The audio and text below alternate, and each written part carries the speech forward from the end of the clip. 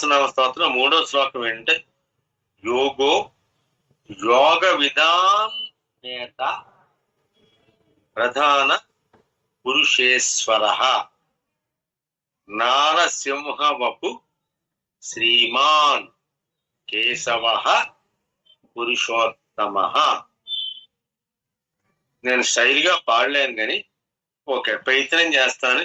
యోగో యోగ విధాన్నేత ప్రధాన పురుషేశ్వర నారసింహోపు శ్రీమాన్ కేశవ పురుషోత్తమ అని అందరు చదివే పద్ధతి.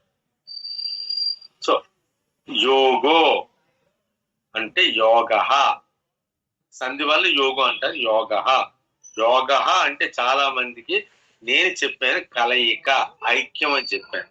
ఆ యోగానికి ఇంకొక యోగ అంటే కలయిక ఒకటి. రెండోది సాధన, సాధనము అంటే ఒక మార్గము. ఆ మార్గాన్ని కూడా యోగ అంటారు. అందుకోసం భగవద్గీతలో ప్రతి దానికి కూడా యోగము అని పేరు పెట్టాడు వ్యాస మహర్షి గారు. యోగము అంటే ఒక సాధనము, ఒక మార్గం లేదా ఒక ఉపాయము.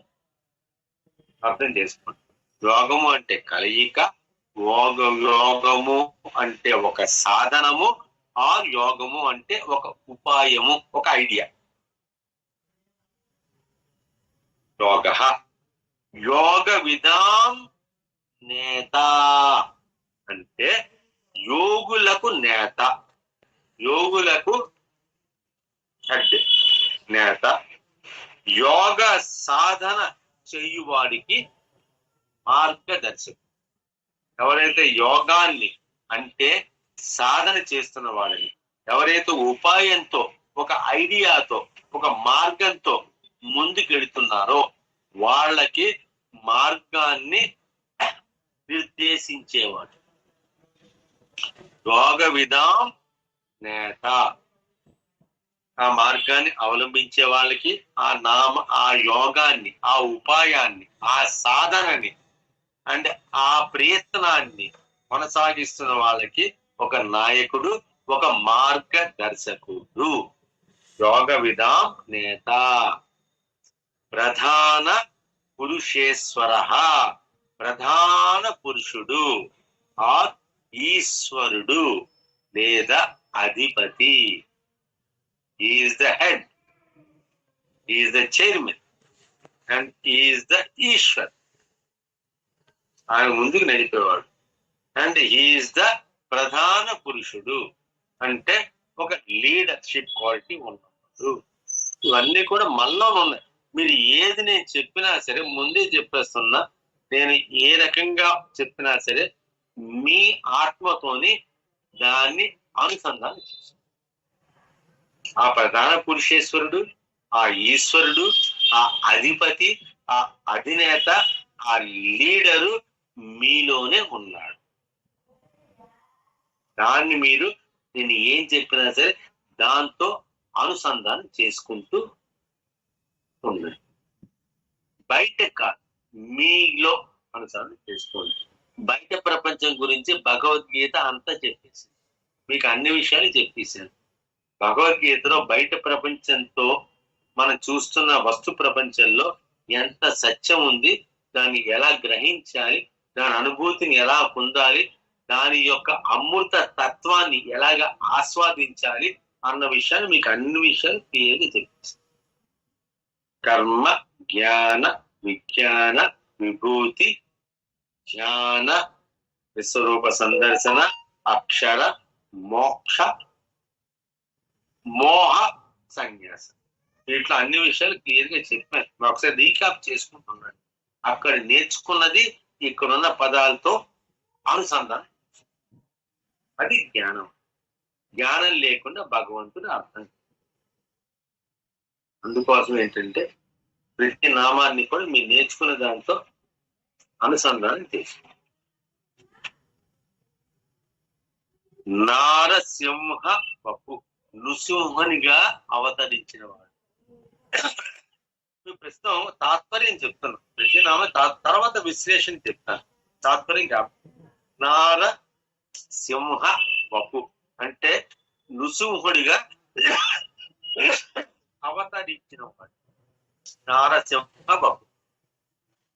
శ్రీమాన్ మంగళకరమైన రూపము గలవాడు,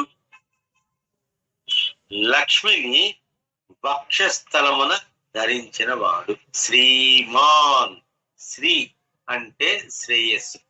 శ్రీ అంటే డబ్బు అనుకోవద్దు, డబ్బు అనేది కాగితం మొక్కలు, ఈరోజు ఉంటుంది రేపు పొద్దున పోతుంది. శ్రీ అంటే ఐశ్వర్యం. ఐశ్వర్యం అనేది డబ్బుతో కాదు. ఐశ్వర్యం అంటే చాలా అర్థాలు ఉన్నాయి. ఐశ్వర్యం అంటే సుఖము, శాంతి, సౌఖ్యము, ఆనందము, అండ్ తన వంశ పుత్ర పౌత్ర వృద్ధి, ఇవన్నీ కూడా దానికి శ్రీ అని పేరు పెడతారు. ఇంకా ప్రతి మనిషిని శ్రీ అని పిలుస్తాం. ఆడవాళ్ళని శ్రీమతి అంటే అర్థమే తెలుసా? శ్రీ అంటే మగవాడు, శ్రీమతి అంటే ఈ పురుషుడికి మతిని అందజేసేది ఆడది. ఈ శ్రీ అన్నవాడికి మనది సన్మతి, మంచి మతి, మన గ్రూప్ పేరు శ్రీమతి. శ్రీ అంటే మగవాడు, లక్ష్మీ వల్లభుడు. శ్రీ అంటే లక్ష్మీ వల్లభుడు అంటే సాక్షాత్తు విష్ణు స్వరూపుడు. అటువంటి విష్ణువుకి కూడా మతిని బుద్ధిని మంచి ఆలోచనని కలుగజేసేది స్త్రీయే. అంత ఇంపార్టెన్స్ ఉంది స్త్రీ జాతికి మన సనాతన ధర్మంలో. మగవాడు తప్పు చేసిన ఆడది కొన్నాళ్ళు వెయిట్ చేసి కష్టపడి తన భర్తని మార్చుకున్న వాళ్ళు నాకు తెలిసి కొన్ని వేల మంది బయట తిరుగుతుంటాడు, ఏవో కొన్ని వస్తూ ఉంటాయి. కానీ అలాంటి వాడిని కూడా మార్చుకొని ఆయనకి మతిని ప్రసాదించి ఆయనకి మంచి ఆలోచనలు కలుగు చేసి మళ్ళీ తన నాదుడుగా మార్చుకున్న మహిళామణులు ఎంతో మంది. వాడందరికి కూడా శిరస్సు ఉంచి నమస్కారం చేస్తుంది. సో అది అర్థం చేసుకోండి.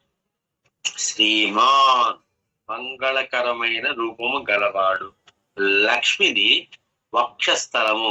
వక్షస్థలము అంటే హృదయము. వక్షస్థలము అంటే హృదయము. దాన్ని మనం ఈజీగా అర్థం చేసుకోదా మనస్సు అని చెప్పి అనుకుందాం. అంటే డిస్కషన్ చెయ్యదు. మనస్సే హృదయంగా భావించండి కొన్నాళ్ళ పాటు. మీరు హై లెవెల్కి వెళ్ళేంత వరకు కూడా మనస్సే హృదయం. అంతేగాని హృదయం గురించి లెక్చర్ ఇవ్వద్దు. హృదయం అంటే ఎవరికి కనబడదు, మనస్సు కనబడదు. దాని గురించి గొడవ ఎందుకు మనకి? మనస్సే ప్రసిద్ధాన్ని హృదయంగా భావించండి. సో వక్షస్థలమున తన మనస్సునందు ధరించిన వాడు, తన హృదయమందు ధరించిన వాడు అంటే అర్థం ఏంటంటే ఈమె యొక్క ఆలోచనే ఆయన ఆచరిస్తున్నాడు. ఈమె యొక్క ఆలోచననే, ఈ మహిళ యొక్క ఆలోచననే, తన సతి యొక్క ఆలోచననే తాను ఆలోచించి ఇంప్లిమెంట్ చేస్తున్నవాడు శ్రీమాన్. ఇక్కడ పెద్ద పొగరుగా మనం మగవాడు ఉండాల్సిన అవసరం లేదు. మన కెపాసిటీ ఏంటో మనకు తెలుసు, మనం ఎక్కడ గొప్పవాడో మనకు తెలుసు, మన వీక్నెస్ కూడా మనకు తెలుసు. స్త్రీ అనేది వీటన్నిటిని కూడా అతిక్రమించి ఉన్న శక్తి, చైతన్య శక్తి. అంత గొప్ప అది మనం గుర్తించాం. సనాతన ధర్మం చాలా గొప్ప విషయం, అది గుర్తుపెట్టుకోండి. శ్రీమాన్ మంగళకర రూపం గలవాడు, లక్ష్మిని వక్షస్థలమును ధరించిన వాడు. కేశవ. కేశవ అంటే సుందరమైన జుట్టు. జుట్టు అంటే జుట్టు అని అనుకోదు మీరు, సుందరమైన కిరణములు కలవాడు. అంటే నేను చెప్పాను కదా, ఆరా అని చెప్పి ఒకటి ఉంటే వెనకట్లో ఒక వెలుగు ఉంటుంది. ఆ వెలుగు కలిగిన వాడే కేశవ. కేశవ అంటే సుందరమైన కిరణములు గలవాడు. వెనకాతల ఒక రకమైన వెలుగు ఉంటుంది. ఆరా గుర్తించిన వాళ్ళకి క్లియర్ గా వెలుగు అనేది మొహంలో కనబడుతుంది. గుర్తించిన వాడికి మామూలుగానే కలవాడు. అండ్ ఇంకొక అర్థం ఏంటంటే కేసి అనే రాక్షసుణ్ణి సంహరించిన వాడు. కేశవ అంటే కేసి అనే ఒక రాక్షసుడు ఉండేవాడు. ఆ కేసి అనే రాక్షసుడిని సంహరించిన వాడు కేశవ.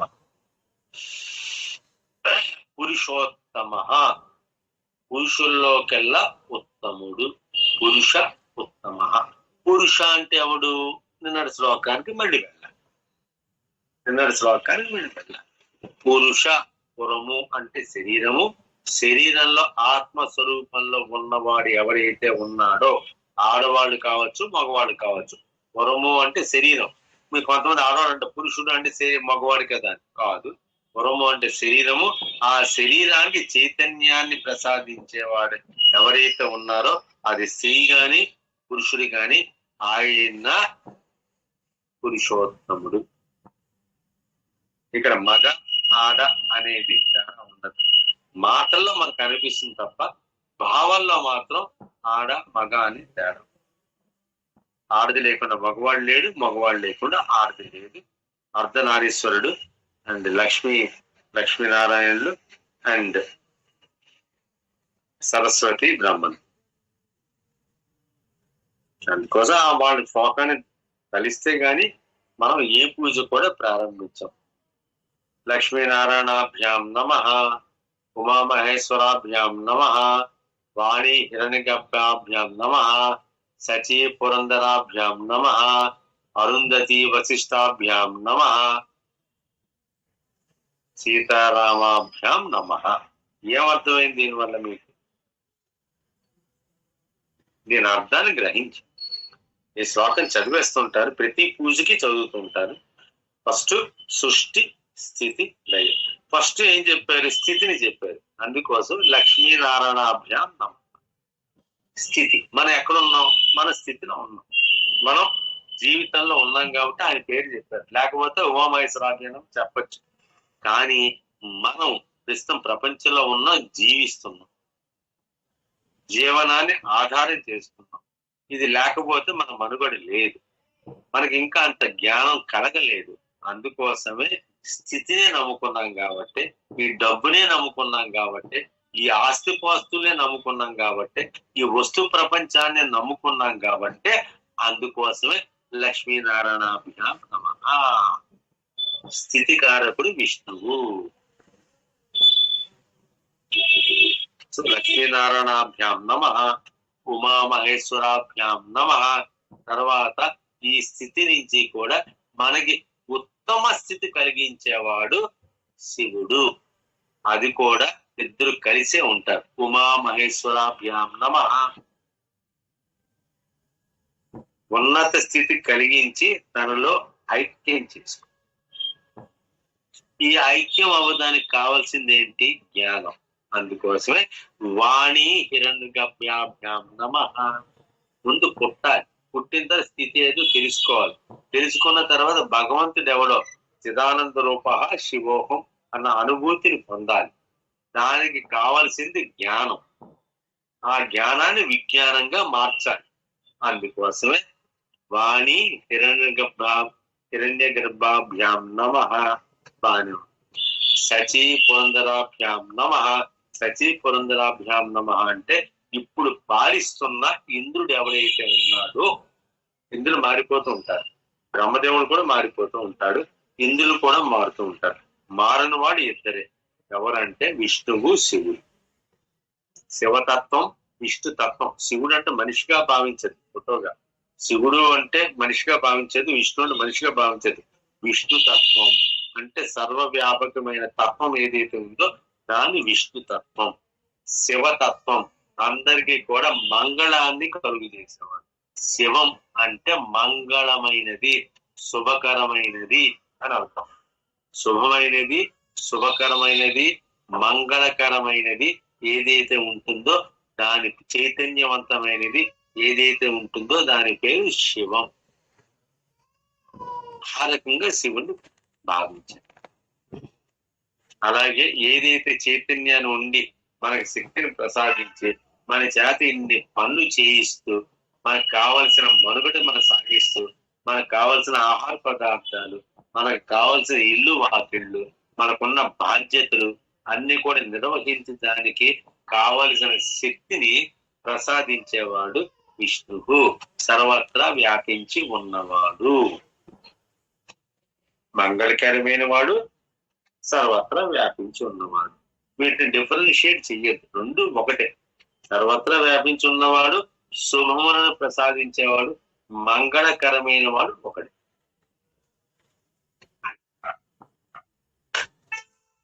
ఉమామహేశ్వర వాణి సచి పురంధరాభ్య నమ అంటే ఆ స్టేజ్కి వెళ్ళిపోయి ఇప్పుడు విష్ణువు యొక్క రిప్రజెంటేటివ్ గా మన సన్మతి సత్సంగ్ లాగా ఫామ్ చేసింది నేనైనప్పటికీ కూడా, ఫామ్ చేసింది ఐఎమ్ ద ఫౌండర్ చైర్మన్ అయినప్పటికీ కూడా నడిపే వాళ్ళు ఈ ట్రస్ట్, ఈ ట్రస్టీస్ ఎవరైతే నేను పేర్కొన్నానో వాళ్ళు నా తరపున ఈ ట్రస్ట్ ని నడుపుతున్నారు. వాడే ఇంద్రుడు. సన్మతి సేవా సత్సంగ్ లో నేను కొంతమంది ప్రపోజ్ చేశాను. ఒకటి ప్రెసిడెంట్, ఒకటి సెక్రటరీ, ఒకటి జాయింట్ ఒకటి వైస్ ప్రెసిడెంట్, ఒకటి సెక్రటరీ, ఒకటి జాయింట్ సెక్రటరీ, ఒకటి ప్రెసిడెంట్ అండ్ మిగతా కొంతమంది ట్రస్టీస్. వీళ్ళందరినీ ఎందుకు ప్రపోజ్ చేశానంటే నా ఆలోచనని, నాలో కలిగిన భావాన్ని మీరు ఇంప్లిమెంట్ చెయ్యాలి. అది అపరాధం అడిగినట్టు గురుగారు ఆ మాట పదే పదే అనద్దు అని అంటున్నారు. నేను లేనా ఉన్నా లేకపోయినా సంస్థను నడిపేవాళ్ళు వీళ్ళే.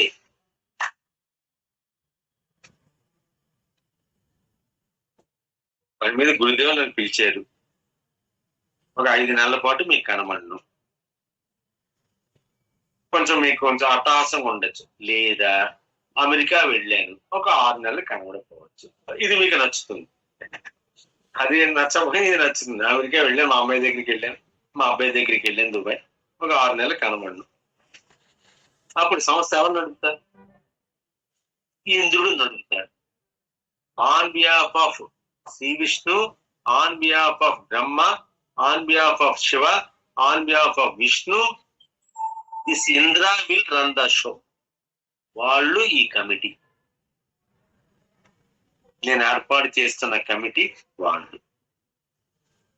ఇలాంటి కమిటీలు 4-5 ఉంటాయి. రాయలసీమలో ఉంటాయి, ఉత్తరాంధ్రలో ఉంటాయి, తెలంగాణలో 3 చోట్ల ఉంటాయి, విదేశాల్లో కూడా ఉంటాయి.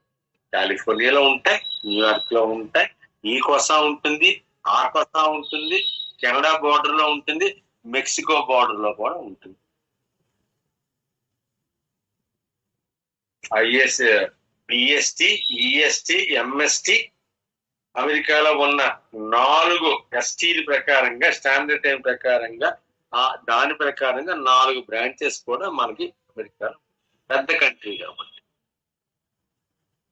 పసిఫిక్ తీరంలో ఉంటుంది, అట్లాంటిక్ ఓషన్ తీరంలో ఉంటుంది, మౌంటైన్ రేంజ్ లో ఉంటుంది, అండ్ కింద కూడా ఉంటుంది. సో ఇది నడపాలి. That's all. వాళ్ళు ఇంద్రులు. సచి పురంధరాభ్యాం నమః నడిపేవాళ్ళు వాళ్ళు. సో ఇక్కడ గొప్పతనం ఏంటంటే ఈ ముగ్గురిని పక్కన పెట్టి నడిపేవాడు ఎవరైతే ఉన్నాడో వాడు సచి పురంధరాభ్యాం నమః ఇంద్రుడి కింద లెక్క. తర్వాత అరుంధతి వశిష్టాభ్యాం నమః. అరుంధతి వశిష్ఠులు అన్నవాళ్ళు ఒక ముని దంపతులు, ఆత్మానుభూతి పొంది కూడా భార్యాభర్తలుగా వెలిగిన దంపతులు ఎవరైతే ఉన్నారో వాళ్ళు అరుంధతి వశిష్ఠులు. సప్త ఋషుల్లోని మండలాన్ని చూస్తే 7 నక్షత్రాలు మీకు చూపెడతారు. సప్తఋషి మండలం చూడొచ్చు. ఒక ఇమేజినరీ కావచ్చు, సృష్టించుకున్నది కావచ్చు, నిజం కావచ్చు, అబద్ధం కావచ్చు, కల్పితం కావచ్చు. వాటి గురించి డిస్కస్ చేయదు. ఎప్పుడు కూడా నేను ఫ్యాక్టే చెప్తాను. వాటి గురించి పెద్ద తలకే బద్దలు కొట్టి సప్తఋషులు ఉన్నారా, ఆ మండలం ఉందా ఆలోచన పెట్టండి. దీని వెనకాల మన కాన్సెప్ట్ ని అర్థం చేసుకోండి. సప్తఋషుల మండలం అనేది మీకు ఎవరైనా పెద్దవాళ్ళు అడిగితే చెప్తారు, కనబడుతూ ఉంటుంది. అది పడమటి నుంచి తూర్పుకెళ్ళి, సూర్యుడు తూర్పు నుంచి పడమటికి వస్తాడు, చంద్రుడు కూడా తూర్పు నుంచి పడమటికి వెళ్ళి మళ్ళీ రివర్స్ లో పడమటి తూర్పుకి వస్తాడు. చంద్రుడు గమనించారు మీరు ఎప్పుడైనా? పౌర్ణమి నాడు తూర్పుని కనబడతాడు, సూర్యుడు ఇలా ఉదయిస్తాడు, చంద్రుడు ఇక్కడ ఉదయిస్తాడు, సూర్యుడు ఇక్కడ అస్తమిస్తాడు, చంద్రుడు ఉదయిస్తాడు పౌర్ణమి నాడు. ఇలాగ అస్తమిస్తాడు, చంద్రుడు ఇలా ఉదయిస్తాడు, అది పౌర్ణమి. అందులో సూర్యుడు లేదు కాబట్టి చంద్రుడు ఫుల్గా కనబడతాడు, అది పౌర్ణమి. స్లోగా వస్తున్నప్పుడు సూర్యుడు అస్తమించక ముందే చంద్రుడు కనబడతాడు. కొంచెం తగ్గుతుంది, కొంచెం తగ్గుతుంది, కొంచెం తగ్గుతుంది, కొంచెం తగ్గుతుంది. అమావాస్య నాడు సూర్యుడితో పాటు చంద్రుడు కూడా అస్తమిస్తాడు. సూర్యుడు చంద్రుడు ఒకేసారి అస్తమిస్తాడు, అది అమావాస్య. ఇంకా చంద్రుడు మీకు కనబడ్డు, సూర్యుడు కనబడ్డు. తర్వాత సూర్యుడు అస్తమిస్తాడు కానీ చంద్రుడు కొంచెం పైన ఉంటాడు, అది అమావాస్య తర్వాత వచ్చే పాఠ్యం. దాన్ని ముస్లింలు గొప్ప దినంగా భావిస్తారు. ఆ రోజే రంజాన్ అంటారు. అంటే అమావాస్య తర్వాత వచ్చే పాఠ్యం. సూర్యుడు అస్తమిస్తాడు, చంద్రుడు ఇంకా కనబడుతుంటాడు. ఆ నెక్స్ట్ రోజు సూర్యుడు అస్తమిస్తాడు, చంద్రుడు ఇంకొంచెం కనబడతాడు. సూర్యుడు అస్తమిస్తాడు, చంద్రుడు కనబడతాడు. సూర్యుడు అస్తమిస్తాడు, చంద్రుడు ఇక్కడ కనబడతాడు. సూర్యుడు అస్తమిస్తాడు, చంద్రుడు ఇక్కడ కనబడతాడు. సో చంద్రుడు సైజు పెరుగుతూ పెరుగుతూ పెరుగుతూ వచ్చి ఒకనొక టైంలోని సూర్యుడు అస్తమిస్తాడు, చంద్రుడు ఉదయిస్తాడు, అది పౌర్ణమి. ఇది తెలుసుకోవాలి, సైంటిఫిక్ గా ఇవన్నీ తెలుసుకోవాలి. భూమి గుండ్రంగా తిరుగుతున్నది, పడమర నుంచి తూర్పు తిరుగుతున్నది. అందుకోసం మనకి ప్రతి గ్రహం కూడా తూర్పు నుంచి పడమరకు వస్తున్నట్టు కనబడుతుంది. కానీ భూమి పడమర నుంచి తూర్పుకి తిరుగుతుంది. భూమి తనలో తాను తిరుగుతూ కూడా అలా జరుగుతుంటే చంద్రుడు భూమి చుట్టూ తిరుగుతున్నాడు. చంద్రుడు తనలో తాను తిరగడు, భూమి తనలో తాను తిరుగుతూ సూర్యుడి చుట్టూ తిరుగుతున్నది. చంద్రుడు మాత్రం తనలో తాను తిరగకుండా భూమి చుట్టూ తిరుగుతున్నాడు. సో భూమితో పాటు చంద్రుడు కూడా సూర్యుడి చుట్టూ, అందరూ కూడా ఒకే డైరెక్షన్ లో తిరుగుతున్నారు. భూమి ఎలాగైతే పడమర తూర్పు తిరుగుతున్నారో చంద్రుడు కూడా భూమి చుట్టూ పడమర నుంచి తూర్పుకే తిరుగుతున్నాడు. అందరూ ఒకే డైరెక్షన్ లో తిరుగుతున్నారు. సైన్స్ అర్థం చేసుకోవాలి, అప్పుడే జ్యోతిష్ శాస్త్రం వస్తుంది. ఏమీ తెలుసుకోకుండా పంచాంగం చూసి ముహూర్తాలు పెట్టడం అనేది జ్యోతిష్ శాస్త్రం కాదు. జ్యోతిష్ శాస్త్రం గ్రహం అంటే ఏమిటి, దాని డిస్టెన్స్ అంటే ఏమిటి, ఎలా తిరుగుతున్నది, ఏ గ్రహాలు తిరుగుతున్నాయి, ఏ గ్రహాలు తిరగట్లేదు, ఏ గ్రహానికి అయస్కాంత శక్తి ఉంది, ఏ గ్రహానికి అయస్కాంత శక్తి లేదో ఇవన్నీ తెలుసుకుంటేనే జ్యోతిష్ శాస్త్రం. ఇవి తెలుసుకోకుండా ఏదో చెప్పిస్తే అవ్వదు. ఎక్కడో 80 కోట్ల మైళ్ళ దూరంలో ఉన్న శని గ్రహం సూర్యుని చుట్టూ తిరుగుతున్నాడు. అంటే సూర్యుని యొక్క అయస్కాంత శక్తి అక్కడ దాకా వెళ్ళింది అనమాట. 80 కోట్ల మైళ్ళ దూరంలో ఉన్న శని సూర్యుని చుట్టూ తిరుగుతున్నాడు. తిరగడానికి 30 సంవత్సరాలు పడుతున్నది. శని గ్రహం సూర్యుని చుట్టూ తిరగదని 30 సంవత్సరాలు. అందుకే దాని మందుడు అంటే బద్ధకస్తుడు, మెల్లిగా యాక్ట్ అయ్యేవాడిని మందుడు అంటారు. అందుకే శనికి ఆ మందుడు అని పేరు. ఒక్కొక్క రాశిలోని ఈ భగ చక్రం, ఈ చక్రం ఏదైతే ఉందో దాన్ని భగము అంటారు. భగము, ఈ భగాన్ని, ఈ 360 డిగ్రీస్ ని మనం 30 డిగ్రీస్ చొప్పున 12 భాగాలు చేసాం. అదే 12 నక్షత్రాలు, దీని 12 రాసులు. దీన్ని 27 నక్షత్రాలుగా డివైడ్ చేసాం. అంటే 2.5 నక్షత్రాలు ఒక రాశి. ఇవన్నీ కూడా పెద్దవాళ్ళు నిర్ణయించారు, వీటిని తెలుసుకోవాలి. సో 2.5 నక్షత్రాలు ఈజ్ ఈక్వల్ టు ఒక రాశి.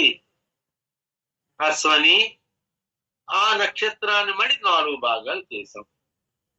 అశ్వని ప్రథమ పాదం, రెండో పాదం, మూడో పాదం, నాలుగో పాదం. భరణి, దాని మడి 4 భాగాలు చేసాం. సో అశ్వని, భరణి, కృత్తికలో ఉన్న మొదటి పాదము మేషరాశి.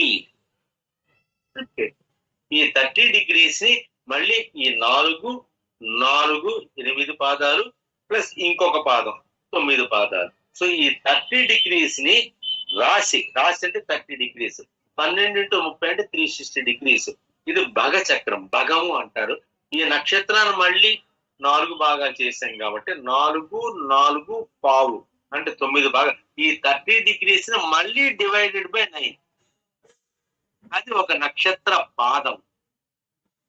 సో 27 నక్షత్రాలు 2.5 చొప్పున 12 రాశులు ఏర్పడి, 2.5 చొప్పున 12 రాశులు ఏర్పడి. ఇది మన పేరు పెట్టుకున్నాం. వాటికి షేపుని బట్టి వాడికి పేరు పెట్టి ఆ కనబడే అయస్కాంతంతో చూస్తే ఆ రకంగా కనబడుతుంది కాబట్టి ఆ పేరు పెట్టుకున్నాం. ఇదంతా జ్యోతిష్ శాస్త్రం. ఈ విషయాన్ని తెలుసుకోవాలి, జ్యోతిష్ శాస్త్రం అభ్యసించేవాడు ఈ విషయం మీద ఉండాలి. అలాగే గురుగ్రహం 60 కోట్ల మైళ్ళ దూరంలో ఉంది. 60 కోట్ల మైళ్ళ దూరంలో ఉన్న గ్రహం కూడా సూర్యుని చుట్టూ తిరుగుతున్నది 12 సంవత్సరాలు పడుతుంది. అంటే ఒక్కొక్క రాశిలో సంవత్సరం పాటు ఉంటాడు. అలాగే లెక్క వేసుకుంటూ రావాలి. శని, గురుడు, తర్వాత కుజుడు, తర్వాత భూమి, ఆ తర్వాత శుక్రుడు, అందరికన్నా దగ్గరగా ఉన్న గ్రహం సూర్యుడికి అతి దగ్గరగా ఉన్న గ్రహం బుధుడు. అందుకోసం బుధుడు అనేవాడు కనబడ్డు. మీకు ఎవరైనా ఆకాశంలో బుధుడు చూపించాడు అనుకోండి రాత్రిపూట, వాడికి ఏమాత్రం నాలెడ్జ్ లేదు, బుర్ర లేదని అనుకోండి. ఎందుకంటే బుధుడు సూర్యునితోనూ ఉదయిస్తాడు, సూర్యునితోనూ అస్తమిస్తాడు. ఎప్పుడో రేరుగా ఒక్కసారి పరమట్లో కనబడతాడు. ఎందుకంటే సూర్యునికి అతి దగ్గరగా ఉన్న నక్షత్రం బుధుడు, మెర్క్యూరీ. ఇవన్నీ కూడా జ్యోతిష్ శాస్త్రంలో ఉన్నాయి. ఈ శాస్త్రాన్ని అర్థం చేసుకోవాలి. ఏ శాస్త్రం అయినా సరే మనుషుల్ని భయపెట్టడానికని ఉండకూడదు. జ్యోతిష్ శాస్త్రం అనేది దాని పేరు మరి గ్రహాలకు సంబంధించిన శాస్త్రం కాబట్టి దానికి గ్రహ శాస్త్రం అని పేరు పెట్టివచ్చు కదా. కానీ మునులందరూ కూడా దానికి జ్యోతిష్ శాస్త్రం అని ఎందుకు పేరు పెట్టారు? ఇది నక్షత్రాలకి గ్రహాలకి సంబంధించిన శాస్త్రం అయితే గ్రహ శాస్త్రము నక్షత్ర శాస్త్రము అని పెట్టివచ్చు కదా. కానీ దానికి జ్యోతిష్ శాస్త్రం అని ఎందుకు పేరు పెట్టారంటే ఇది జ్ఞానాన్ని వికసింపజేసే శాస్త్రం కాబట్టి దీన్ని జ్యోతిష్ శాస్త్రము అని పేరు పెట్టారు. దీని ఉద్దేశం ఏంటంటే మనుషులు భయభ్రాంతులకి చేయడానికి కాదు. అంటే రేపు పొద్దు నీకు రోగం వస్తుంది, ఇంకో 2 సంవత్సరాలు పోతావు, నీ పెళ్ళని నిన్ను వదిలేస్తుంది, లేదా నువ్వు అర్ధాంతం యాక్సిడెంట్ చచ్చిపోతావు, నీ పెళ్ళం పోతుంది, నీ పిల్లలు పనికి రాకుండా పోతారు, నీ పిల్లలు పెళ్లిళ్ళు కావు అని చెప్పడానికి కాదు జ్యోతిష్ శాస్త్రం. జ్యోతిష్ శాస్త్రం అంటే జ్ఞానాన్ని పెంపొందించే శాస్త్రం.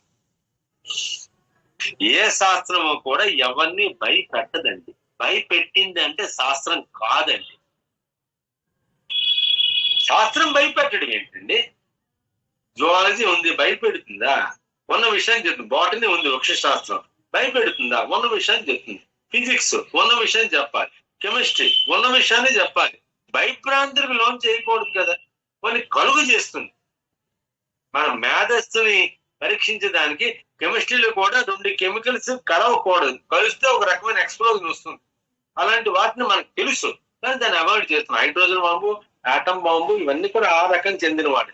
అది కనుక్కున్న ఆల్ఫ్రెడ్ నోబుల్, అమ్మ నేను తప్పు చేశాను, డైనమైట్ కనుక్కున్న ఆల్ఫ్రెడ్ నోబుల్ తర్వాత దాన్ని తప్పుగా వాడితే బాధపడి అమ్మ నేను కనుక్కున్న ఈ డైనమైట్ ని తప్పుగా వాడుతున్నారు, ఇదేదో కొండలు భద్రకూడదానికి, రోడ్లు వేయడానికి, లేకపోతే ఏదో రకంగా వాడాల్సిన వాళ్ళు ఈ డైనమైట్ ఇంకొక రకంగా వాడుతున్నారని చెప్పి బాధపడి తన ఆస్తిని అంతా కూడా ఇచ్చేసి నోబెల్ ప్రైజ్ అని పేరు పెట్టాడు.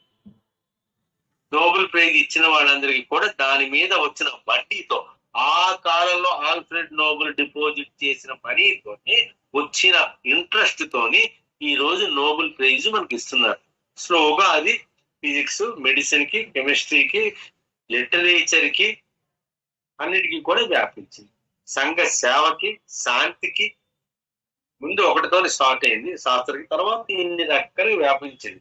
ఎందుకంటే దాని మీద అంత వడ్డీ వస్తున్నది కాబట్టి ఆ వడ్డీనే పంచుతున్నారు. సో ఈయన బాధపడి డైనమైట్ ఎందుకు కొనుక్కున్నారు బాబు, ఇది మానవ వినాశానికి దారితీస్తున్న బాధపడి తన ఆస్తిని అంతా కూడా ఇచ్చేసాడు.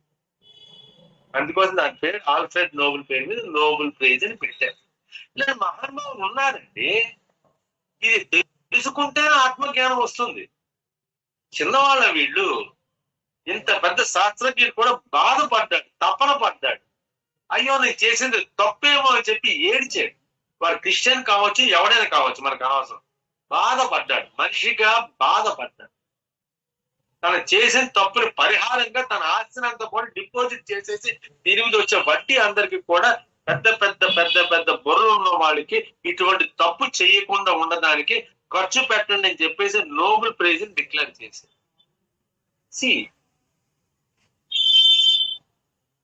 ఇక్కడే ఉంది ఆధ్యాత్మికం, పుస్తకాల్లో లేదు, ఇక్కడే ఉంది.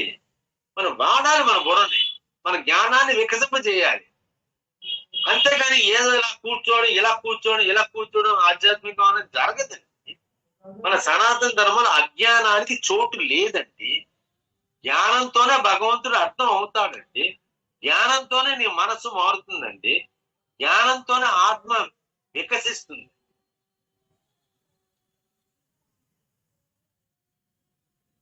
ఆ జ్ఞానాన్ని పెంపొందించుకో. ఓకే, ఎక్కడికో చూడండి, ఈ పదాలు మనిషిని ఎక్కడికో దారి తీసేస్తాయి. ఇదే సత్య శోధన, ఇదే సత్యాన్వేషం. ఇది తెలుసుకుంటే గాని, ఇంత కష్టపడితే గాని భగవంతుడు అర్థం అర్థం కాదు.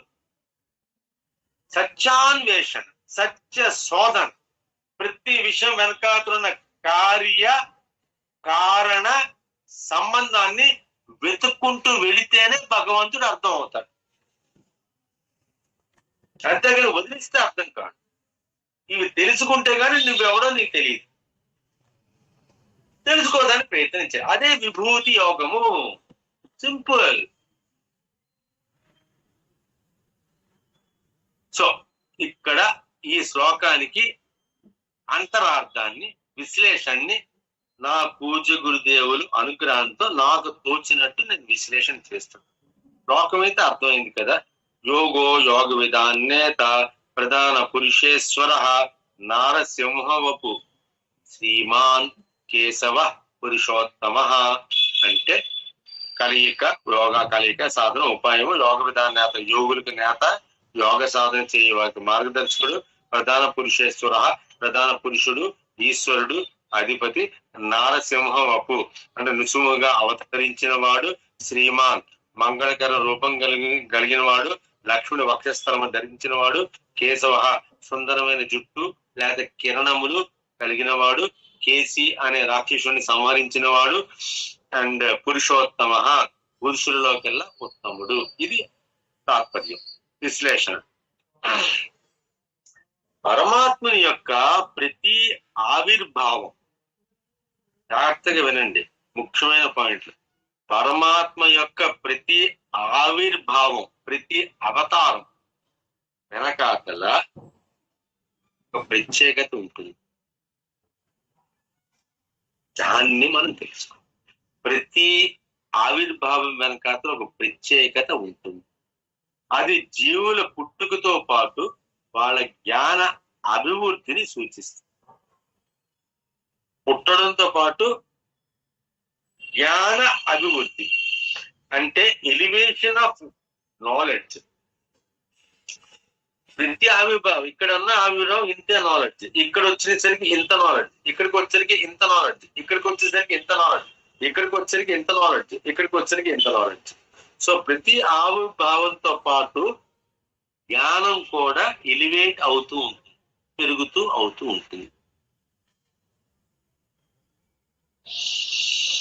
జీవుల పుట్టుకతో పాటు వాటి జ్ఞాన అభివృద్ధిని కూడా సూచిస్తుంది.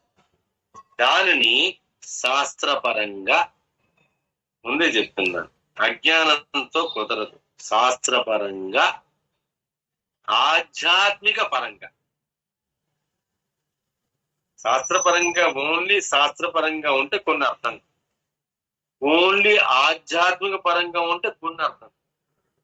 ఈ రెండింటిని కూడా అనుసంధానం చేయాలి. శాస్త్రపరంగా, ఆధ్యాత్మిక పరంగా విశ్లేషణ చేస్తే పరమాత్మ యొక్క విభూతిని గ్రహించడం అనేది చాలా సులభతరం అవుతుంది. It will become very easy. శాస్త్రపరంగా, ఆధ్యాత్మిక పరంగా మన జ్ఞానాన్ని విస్తృతం చేసుకుంటూ వెళితేనే అసలు సత్యం అవగతం అవుతుంది. పంచభూతాల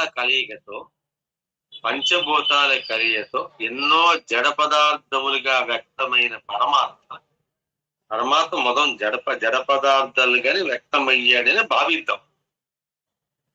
సో పంచభూత కలియతో ఎన్నో జడ పదార్థములుగా వ్యక్తమైన భూమి, గాలి, నీరు, ఆకాశం, ఆకాశాత్ వాయుర్, ఆపాత్ పృథివీ. ఆ రకంగా వస్తే ఆకాశాత్ వాయుర్, అగ్ని, ఆప ఆపాత్ పృథివీ. ఈ రకంగా పంచభూతాలుగా వ్యక్తమైన పరమాత్మ, జడ పదార్థాలుగా వ్యక్తమైన పరమాత్మ జీవరూపంగా ప్రథమ ఆవిర్భావం అనేది శాప రూపంలో పుట్టాడు. మత్స్యావతారం. అది జువాలజీ ప్రొఫెసర్స్ అందరికీ కూడా తెలుసు, జువాలజీ చదువుకున్న వాళ్ళందరికీ కూడా తెలుసు. మత్స్యావతారం శాప రూపంలో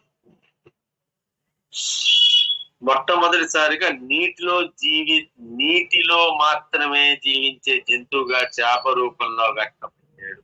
కాలక్రమేణా నీటిలోనే కాకుండా భూమిపై కూడా జీవించగల ఉభయ చర జీవిగా తాబేలు రూపంగా కూర్మావతారంగా దర్శనమిచ్చాడు. ఇది నీటిలో జీవించేది. ఇది యాంఫీబియన్. యాంఫీబియన్ అంటే నీటిలో ఉండగలదు, భూమి మీద ఉండగలదు. చేప భూమి మీద పెడితే చచ్చిపోతుంది, అది నీటిలో మాత్రం బతకగలదు. తాబేలు నీటిలో బతకగలదు, భూమి మీద కూడా బతకగలదు. సో తాబేలు రూపంలో కూర్మావతారంగా ఉభయ చరజీవిగా యాంఫీబియన్ గా దర్శనమిచ్చాడు. తదుపరి ఇంకా నీరు కాకుండా నీటిలో జీవించలేని పరిస్థితి ఏర్పడి కేవలం నేల మీద మాత్రమే నీటిలోకి వెళితే చచ్చిపోతుంది, నీటిలో మునిగిపోతే చచ్చిపోతుంది. కేవలం నేల మీద మాత్రమే జీవించగల జీవిగా పంది రూపంలో వరాహ అవతారంగా వ్యక్తమైంది. అదే మన దవసావతారం. మత్స్యావతారం, కూర్మావతారం, వరాహం. ఇప్పుడు నారసింహ అవతారంతో క్లోజ్ చేస్తాం, ఎందుకంటే నారసింహ వప్పు అని వచ్చింది కాబట్టి. మిగతా అవతారాల గురించి ఇంకొక శ్లోకం వస్తుంది, అప్పుడు మాట్లాడుతాం.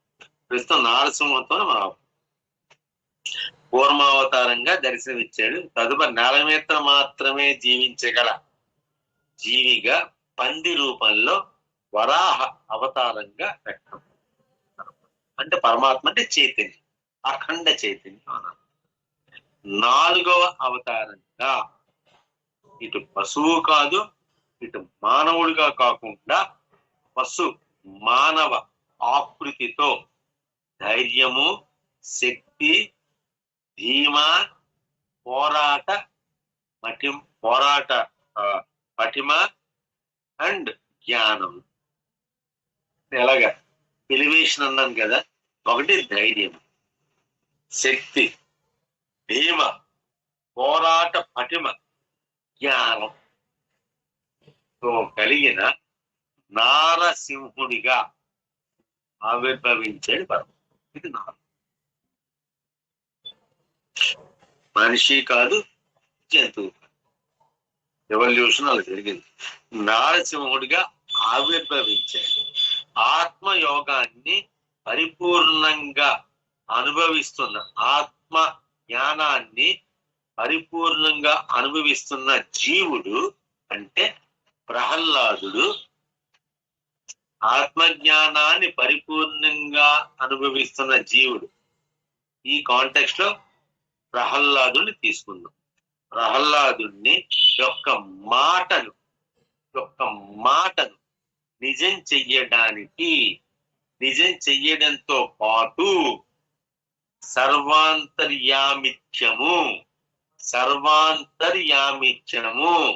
ఎక్కడ పెడితే అక్కడ నేను ఉన్నాను అన్న భగవత్ విభూతిని, భగవంతుని యొక్క విభూతిని ప్రూవ్ చేయడం కోసం, దాన్ని నిలబెట్టడం కోసం స్తంభం నుంచి బయటకు వచ్చాను. శ్రీ నరసింహ అవతారం యొక్క రూపం వెనకాతల గొప్పతనం ఏంటంటే ధైర్యము, శక్తి, పోరాట పటిమ, జ్ఞానము. ఈ నాలుగు అనేది ఆయన యొక్క అవతారం వెనకాతలున్న విశిష్ట గుణాలు. అంతరార్థము, క్వింట్ ఎసెన్స్, మాధుర్యం.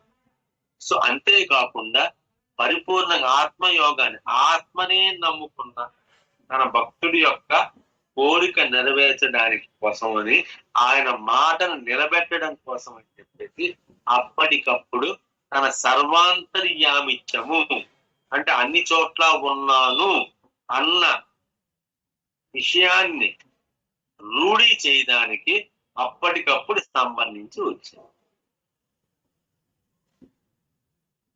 నారసింహం అన్న భగవద్ విభూతిని ఎంతో స్పష్టంగా నిరూపించిన మూర్తి ఈ నారసింహుడు.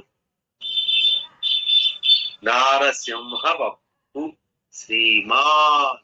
ఇప్పుడు తమో గుణ సంహారానికి, తమో గుణాన్ని నశింపజేయడానికి, మానవుల్లో ఉన్న తమో గుణాన్ని నశింపజేయడానికి ఎన్నో అడ్డంకులు ఉన్నప్పటికీ కూడా, ఎన్నో అడ్డంకులు అంటే అహంకారము, అరిషడ్ వర్గాలు, త్రిగుణాలు, ఈ క్షణత్రయాలు, ఇవన్నీ కూడా తమో గుణాన్ని జయించాలంటే ముందు వీటి నుంచి బయటపడాలి. కామ, క్రోధ, లోభ, మోహ, మద, మాత్సర్యాలు అనే 6 అరిషడ్ వర్గాలని భార్యేషణ, పుత్రేషణ, ధనేషణ అని చెప్పి క్షణత్రయాల్ని, సత్వ, రజో, తమో అనే గుణాలని, వీటన్నిటినీ కూడా జయిస్తే గాని మనకి భగవత్ విభూతి అర్థం కాదు. సో తమో గుణ సంహారానికి వేణుగోపాల్ గారి నిద్ర వస్తున్నది. తమో గుణ ఓకే, వీడియోను బంద్ చేసుకోండి, లేకపోతే మీరు ఆవరిస్తున్నట్టు నాకు కనబడుతుంది. ఓకే, ఓపెన్ చేయండి, పర్వాలేదు, ఆవరించకపోతే ఓపెన్ చేయండి.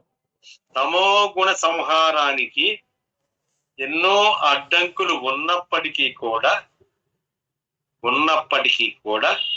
ఎత్తుకు పై ఎత్తు వేసి, ఒక ఎత్తుకి పై ఎత్తు వేసి, అది జ్ఞానం. ఒక ఎత్తు ఉంటే దానికి పై ఎత్తు వేయడం అనేది జ్ఞానం. ఎత్తుకి పై ఎత్తుతో అజ్ఞానిని వధించిన జ్ఞానమూర్తి. నీకు తెలుసు కదా స్టోరీ, నేను చెప్పక్కర్లేదు. పగలు కాదు, రాత్రి కాదు, ఇంట కాదు, బయట కాదు, మానవుడు కాదు, జంతువు కాదు, ఆయుధం కూడా లేకుండా, పైన కాదు, కింద కాదు, అలాంటి చోట నాకు మరణం ఉండకూడదని చెప్పి ఈ హిరణ్యకశిపుడు కోరుకున్నాడు. ఆయన సంహరించాలంటే తెలివితేటలు కావాలి. అందుకోసం అని చెప్పి పగలు కాదు, రాత్రి కాదు, సాయంకాలం సమయం, ఇంట కాదు, బయట కాదు, గుమ్మం మీద, కింద కాదు, పైన కాదు, అందుకోసం గుమ్మాన్ని పైన, కాళ్ళు కింద పెట్టకుండా. నరసింహస్వామి విగ్రహాలు మీరు ఎక్కడ చూసినా సరే ఆయన యొక్క పాదాలు భూమిని తాకవు. ఎక్కువగా ఇస్కాన్ మందిరాల్లో మీకు నరసింహుని యొక్క విగ్రహాలు కనబడుతూ ఉంటాయి. అలాగే మన ధర్మగిరి ఇక్కడ ఉంటాయి. పాదాలు భూమి సాధారణంగా మఠం వేసుకొని కూర్చొని ఉంటాడు. ఒకప్పుడు ఒక కాలు మడిచి కింద కాలు పెడుతూ ఉంటాడు. కానీ నరసింహమూర్తి యొక్క కాలు ఎప్పుడు కూడా భూమిని తాకకుండా. ఇక్కడ మనం కర్మ సిద్ధాంతాన్ని కూడా తీసుకురావాలి. ఇది తప్పు అని చెప్పడానికి లేదు.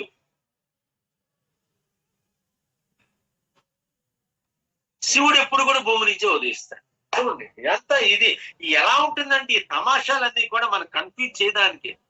జ్యోతిర్లింగాలని కూడా డైరెక్ట్ గా భూమి నుంచి వచ్చినవే, ఎక్కడ పానవట్టం అనేది ఉండదు. మనం తర్వాత పానవట్టం ఏర్పాటు చేసుకున్నాం. జ్యోతిర్లింగాలన్నీ కూడా భూమి నుంచి వచ్చినవే. ఈయన భూమి నుంచి వస్తాడు, ఈయన పాదం వచ్చేసి కింద తగలదు. ఇదంతా దేనికండి? మనని కన్ఫ్యూజ్ చేయండి. దీని గురించి పెద్ద చర్చించేసి, దీని గురించి పెద్ద విపరీతమైన అర్థాలు తీసేసి దీని గురించి పెద్ద పోస్టులు పెట్టేసి పెద్ద డిస్కషన్ చేసేసి అంత అవసరం లేదండి. వెనకాతల అంతరార్థాన్ని గ్రహిస్తే చాలు. ఆ రోజు కింద కాదు, పైన కాదు, ఆకాశం కాదు, భూమి కాదు, మధ్యలోని రాత్రి కాదు, పగలు కాదు, ఆయుధం లేకుండా, అందుకోసం గోళ్లతో, తన చేతి గోళ్లతో హిరణ్యకశిపుడిని తొడ మీద కూర్చోబెట్టుకొని, కింద కాదు, పైన కాదు, తొడ మీద కూర్చోబెట్టుకొని తన గోళ్లతో సంహరించాడు. ఎత్తుకు పై ఎత్తు వేశాడు. అది జ్ఞానానికి నిదర్శనం. ఆయనకు ఎత్తేసాడు, ఈయనకు ఇంకొక పై ఎత్తేసాడు. మనం కూడా భగవంతుడితో ఈ నాటకం అనేది ఆడుతూనే ఉంటాం. మనం భగవంతుణ్ణి లొంగ తీసుకోవడానికి ఎన్నో ఎత్తులు వేస్తుంటాం. భగవంతుడా నీ హుండీలో 1,00,000 వేస్తాను, లేకపోతే నీకు ఇచ్చేస్తాను, అది చేస్తాను, సత్యనావర్ధన చేస్తాను, యజ్ఞం చేస్తాను, యాగం చేస్తాను, మంచి పూజ చేస్తాను, మంచి కాస్ట్లీ ప్రసాదం పెడతాను, ఎన్ని ఎత్తులు వేసినా సరే ఆయన ఇంకో పై చేస్తాను. అందుకోసం జీవితం అనేది భగవంతుడితో మనం ఆడే చదరంగం. మనం ఒక ఎత్తు వేస్తే ఆయన ఇంకొక ఎత్తు వేస్తాడు. ఈ ఎత్తులో అజ్ఞానం ఉంటే ఆయన రియాక్షన్ కూడా అలాగే ఉంటుంది. ఈ ఎత్తులో జ్ఞానం ఉంటే ఆయన రియాక్షన్ కూడా అలాగే ఉంటుంది. మన జ్ఞానంతో ఎత్తు వేస్తున్నామో అజ్ఞానంతో ఎత్తు వేస్తున్నామో అన్నది మన మీద ఆధారపడి ఉంటుంది. జ్ఞానంతో ఎత్తు వేస్తే ఆయన రియాక్షన్ కూడా చాలా జ్ఞానవంతంగా ఉంటుంది. అజ్ఞానంతో ఏదో భగవంతుడు లేడు కదా అని మనం ఎవడు చూస్తాడులే అని చెప్పి ఒక అజ్ఞానంగా ఎత్తు వేస్తే రియాక్షన్ కూడా అలాగే. ఎంత అర్థం ఉంది ఈ 3వ శ్లోకం. ఒక్కొక్క మెట్టు పెరుగుతున్నావా లేదా? విష్ణు సహస్రనామంలో ఒక్కొక్క మెట్టు ఎక్కుతున్నాం, 3వ మెట్టు మీద ఉన్నాం. ఇక్కడే ఎంత జ్ఞానం గుప్పించేసాడంటే ఏంటనుకోవాలండి ఈ విష్ణు సహస్రనామం గురించి. ఏంటి జ్ఞానం ఏమిటి? ఈ విజ్ఞానం ఏమిటి? ఈ ఆలోచన ఏమిటి? ఈ సత్యాన్వేషణ ఏమిటి? ఈ కార్య కారణ సంబంధం ఏమిటి? సో తమోగుణ సంహారానికి ఎన్నో అడ్డంకులు ఉన్నప్పటికీ కూడా ఈ ఎత్తుకు పై ఎత్తుతో అజ్ఞానిని వధించిన జ్ఞానమూర్తి నారసింహస్వామి. జ్ఞానం, ధైర్యం, పోరాట పటిమ, శక్తి, తన మీద నమ్మకం ఇవన్నీ కూడా నృసింహస్వామి అవతారంలో వ్యక్తం అవుతాయి.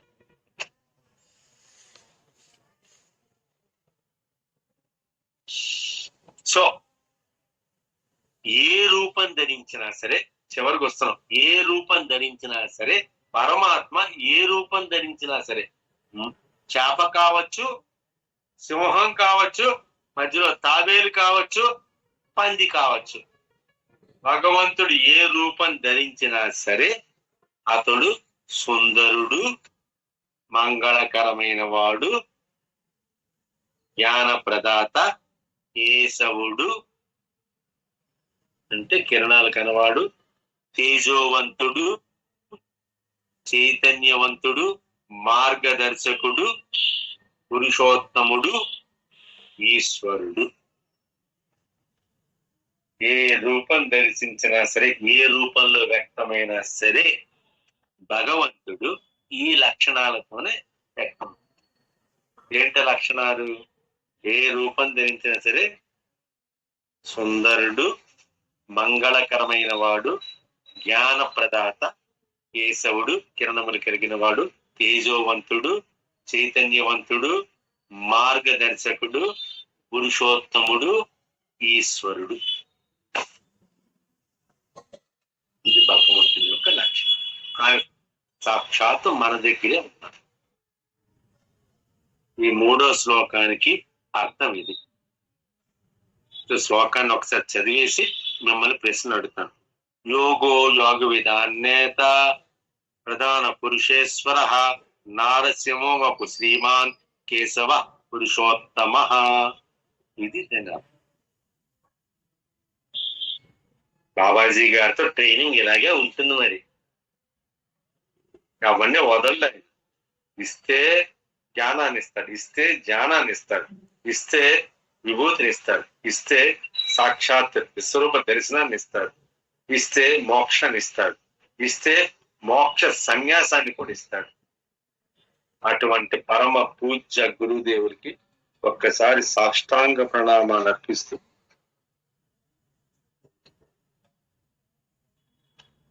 చెప్పండి మిత్రులారా, నేను డౌట్స్ ఉంటే క్లియర్ చేస్తాను. వెంకటరామరాజు గారు. శివోహం గురువు గారు, ఇంతటి హై లెవెల్ టీచింగ్ విన్న తర్వాత మేము మళ్ళీ చెప్పాలంటే చాలా కష్టంగా ఉంది. పురుషోత్తముడు గురించి ఇంత తెలుసుకున్న తర్వాత తనలోనే ఉన్నటువంటి ఆ పుణ్య పురుషాత్మని తెలుసుకున్న తర్వాత అది అనుభవించాలి, ఆత్మానుభూతికి చెందాలి, అప్పుడే చెప్పగలము గురువు గారు. వర్ణించడం కష్టం, అనుభూతి మాత్రమే చెందాలి. అవును గురువు గారు. అవును. సంతోషం. వేణుగోపాల్ గారు. శివం గురు గారు, స్థితి గురించి చెప్పారు కదా గారు. స్థితి ఉత్తమ స్థితి, అది బాగా this the highest level, this the highest level. ఎవరైతే మనం ఇంద్రుడిగా మనమైతే ఏదైతే పని చేసుకోవాలనుకుంటున్నాం అది. సంతోషం, చాలా సంతోషం. మీరు అలాగే కామెంట్ పెడతారు. సంతోషం. రవిశంకర్ గారు. శివోహం గురువు గారు. నాకు వర్ణించడానికి ఏం లేదు గురువు గారు. వెంకటరామరాజు గారు చెప్పినట్టు ఆత్మానుభూతి పొందడమే తప్ప మళ్ళీ ఏది మాటలు కూడా రావట్లేదండి అది చెప్పడం. సంతోషం, సంతోషం. సాధన వల్ల అన్ని సాధ్యం. సాధన చేయుట నీ వంతు, సాయము చేయుట నా వంతు. శ్రీదేవి గారు. శివహం గురూజీ. చెప్పడం అంటే పరమాత్మ తత్వం తెలిసే కొద్దీ చాలా ఆనందంగా ఉందండి, అంతే చెప్పగలను నేను. అనుభూతి పొందాలి, అంతేనండి. సంతోషం. సత్యనారాయణ వాసం శెట్టి గారు. శివోహం గురువు గారు. వివాహం అర్థమైందండి, అది ఇంకా అనుభూతి పొందడమే ఇంకా అవి ఉన్నాను. ఇప్పుడు అదే డైలాగా కొత్త డైలాగ్ మారిస్తే బాగుంది. సాధన సాధన సాధన సాధన సాధన సత్య శోధన సత్యాన్వేషణ అలాగే చేస్తున్నారు మీరు ఆల్రెడీ. ఈ మిగతా ఆలోచనని పక్కన పెట్టేసి కేవలం మీలో ఉన్న పరమాత్మని దర్శించే స్టేజ్కు చేస్తారు. సంతోషం. కోటేశ్వరరావు. శివోహం గురువు గారు. నాకు కొంచెం హెల్త్ ప్రాబ్లం వల్ల లేట్ గా జాయిన్ అయ్యాను. అయితే నేను విన్నంత మటుకి అల్టిమేట్ గా ఉంది సార్. అక్కడంతా కనపడుతుంది, ఎంత అనుభవిస్తాం అనేది మనం సాధన ద్వారా అనుభవించుకుంటామే అనే తాత్పర్యం నాకు లాస్ట్ లో అర్థమైంది గురువు గారు. సంతోషం, సంతోషం, చాలా సంతోషం. జయలక్ష్మి గారు. జయలక్ష్మి. సాయిరామ్ అండి. హాయిరామ్. మీరు చెప్తుంటే ఎలా ఉంది అంటే, తెలియనప్పుడు మనకు తెలియని దాన్ని అందరికి చెప్పేసినట్టుంది. మీరు చెప్తుంటే అర్థమైతే అసలు నాకేం అర్థం కాలేదు అనే అనిపిస్తుంది. నాకు మాట్లాడే ఇది కూడా లేదు. అంటే అంత నాకు తెలిసిన తక్కువ ఇప్పుడు నేర్చుకుంటున్నట్టుంది నాకు అంత. సంతోషం, చాలా సంతోషం, చాలా సంతోషం. అపరాజిత భర్తం గారు. శివోహం గురువు గారు. పరమాత్మ అన్ని చోట్ల ఉంటారు. పరమాత్మ యొక్క ప్రతి అవతారం వెనుక ఒక ప్రత్యేకత ఉంది. అది జీవి పుట్టుకతో పాటు జ్ఞాన నివృత్తిని కలిగిస్తుందని చెప్పినారు. దానికి ఎగ్జాంపుల్ వచ్చేసి నరసింహ అవతారము. ప్రహ్లాదుడి ద్వారా ఆయన స్తంభంలో నుంచి వ్యక్తమైనారు. సర్వాంతర్యామి దేవుడు పరమాత్మ అన్ని చోట్ల ఉంటాడు, ఎందెందు చూసినా అందందే కలడు అన్నట్లుగా ప్రహ్లాదుడి మాట నిజం చేయడానికి ఆయన భగవత్ విభూతిని రుజువు చేయడం కోసము స్తంభం నుంచి నరసింహ అవతారంగా వ్యక్తమైనాడు గురువు గారు. అది చాలా బాగా నచ్చింది ఈ రోజు క్లాస్ లో. నరసింహ అవతారం ఒకటే కాదు, ఆయన శక్తి, ఆయన ధీరత్వము, ఆయన పోరాట పటిమ, ఆయన యొక్క స్వరూపము, ఆయన యొక్క జ్ఞానము, ఇవన్నీ కూడా ముద్ద కింద ఏర్పడితే ఆ ముద్దే నారసింహ అవతారం. మమ దేహి కరావలంబం శంకరాచార్య వారు చెప్పేశారు. శ్రీ లక్ష్మీ నరసింహ మమ దేహి కరావలంబం. ఒక్కసారి నా చెయ్య పట్టుకో స్వామి. శంకరాచార్యులంతటి వాడు ఒక్కసారి నా చెయ్య పట్టుకొని పైకి లాగు. మమ దేహి కరావలంబం. శంకరాచార్యులంతటి జ్ఞానవంతుడే కదా, ఒక్కసారి నేను చెయ్యి పట్టుకొని ఒక్కసారి పైకి తీసుకురా స్వామి. అది కరావలంబ స్తోత్రం. లక్ష్మీ నృసింహ కరావలంబ స్తోత్రం. సంతోషం. ఆయనని కూడా కాపాడినాడు కదా గురువు గారు నరసింహావతారంలో వచ్చి. మిగతా వాళ్ళని కూడా అడుగుదాం, మిగతా వాళ్ళని కూడా ఒకసారి. సత్యలక్ష్మి, సత్య కళ్యాణి గారు. సత్య కళ్యాణి గారు, పెనుమత్స నాగేశ్వరి గారు. ఇంపార్టెంట్ టాపిక్స్ మిస్ అయిపోతున్నారు అన్ఫార్చునేట్. శివోహం గురువు గారు, వివాహం ఏం చెప్పాలో అర్థం అవట్లేదండి, ఎక్కడికో వెళ్ళిపోయినట్టున్నది. అసలు నరసింహావతారం ప్రత్యక్షంగా నరసింహావతారం చూసినట్టు అనిపించిందండి. అంత వివరంగా చెప్పారు. మానవుల్లో ఉన్న తమో గుణాలను నశింపజేయడానికి ఎన్ని అడ్డంకులు ఉన్నా సరే ఎత్తుకు పై ఎత్తు, మనం ఎన్ని రకాల ఎత్తులు వేసినా అంతకు ఇంకొక పై ఎత్తుతో భగవంతుడు అవతరించి అజ్ఞానిని నశింపజేయడానికి జ్ఞానమూర్తిగా వస్తాడు అనే దానికి గొప్ప ఉదాహరణే నరసింహావతారం అని అర్థమైందండి. అలాగే మానవుల్లో ఉన్న అజ్ఞానిని సంహరించడానికి, తమో గుణాలని నశింపజేయడానికి, ఒక అజ్ఞాన్ని సంహరించడానికి నరసింహమూర్తి ఎట్లా అయితే వచ్చాడో, మాలో ఉన్న అజ్ఞానాన్ని అంతటినీ కూడా నశింపజేసి మాకు జ్ఞానాన్ని ప్రసాదించడానికి మీరు నరసింహమూర్తిగా మాకు ఈ రోజు మాకు జ్ఞానాన్ని వికసింపజేయడానికి, మాలో ఉన్న అజ్ఞానాన్ని నశింపజేయడానికి జ్ఞానమూర్తిగా మీరు మాకు ఈ రోజు చెప్పడం అసలు ఎక్కడికో వెళ్ళిపోయానండి నేను. సంతోషం, చాలా సంతోషం అండి. శివోహం. వివాహం. నాగేశ్వర పీత గారు, నాగేశ్వరరావు పీత గారు. పీత నాగేశ్వర. శివోహం గురువు గారు.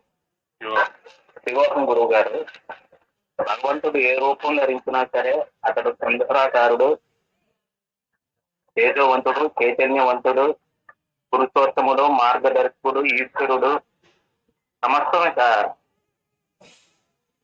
భగవంతుడే. Beautiful, beautiful. నాగేశ్వరరావు పీత గారు ఎంతలా మాట్లాడతాను చెప్పి ఫస్ట్ టైం నాకు తెలిసింది సార్.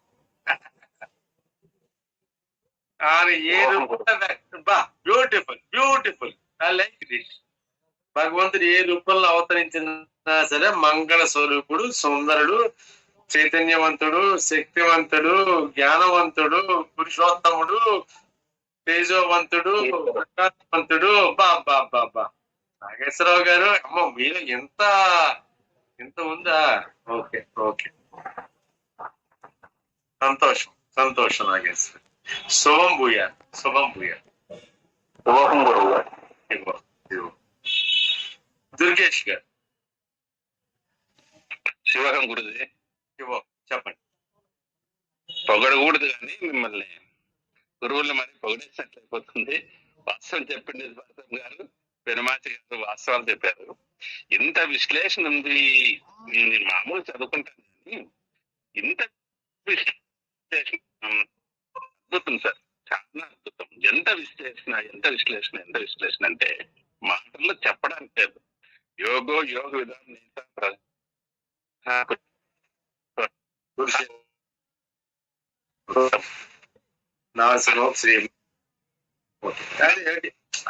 పూజ గురుదేవ్. అందుకోసమే జ్ఞానాన్ని ఇచ్చేవాడు ఎప్పుడు కూడా గురువే ఉంటాడు. లేదు శంకరాచార్యులు కాదు, నాకు శంకరాచార్యులు ఏంటి? ఏ శంకరాచార్యులు తెలీదు. శంకరాచార్యులు భాష్యం రాసినారు అని తెలుసు కానీ విష్ణు సహస్రనామాలకి మీ భాష్యంకి నాకైతే తెలుసు. ఎంత అద్భుతంగా ఉందంటే ఎవరిని తీసుకున్నారా మీరు అని నేను అడుగుతాను మిమ్మల్ని. శంకరాచార్యులు వారు నా గురుదేవులు బాబాజీ గారు ఒకటి, అందరు గురువులు అందరికీ ఎంత సార్, ఎంత ఎత్తు పోయినారంటే మీరు ప్రతి దాంట్లో ఫస్ట్ శ్లోకంలోనూ అంతే పోయినారు, సెకండ్ శ్లోకంలో నేను మొదటి నుండి మీ 3 years నుండి మీరు పెడతానని చదువుతానే ఉండాలి. ఎంత చదివినా కూడా మొదటిగా వస్తానట్లుంటుంది. ఎన్ని దాన్ని పట్టుకోవాలంటే కాదు. అందుకోసమే ఫేస్బుక్ లో పెట్టడం కాకుండా విభూతిని గురించి చాలా బాగా చెప్పారు సార్. భగవంతుని విభూతిని ఎంత బాగా చెప్పారు. నరసింహస్వామి దీంట్లో ఎంత అద్భుతంగా వచ్చిందమ్మా. అజ్ఞానాన్ని, తమోగుణాన్ని మనిషిలో పోగొట్టడానికి కానీ, ఆధ్యాత్మిక రంగంలో పోగొట్టడానికి కానీ, తను ఉన్నానని